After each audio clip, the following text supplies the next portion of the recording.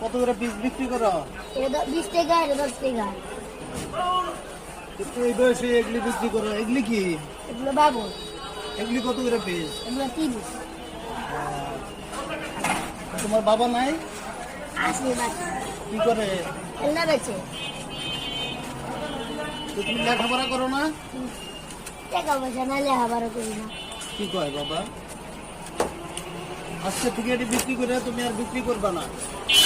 আজকের এগুলি আমি সবগুলো রেখে দেবো। রাখার পরে তুমি স্কুলে পড়বা। তোমার ঠিকানা বললা যাও, আমি তোমার বাবার সাথে কথা বলবো। তোমার লেখাপড়া যত খরচ লাগে আমি দিব। লেখাপড়া করবা তো? ঠিক আছে বাবা। আলম ভাই 500 টাকা দেন তো।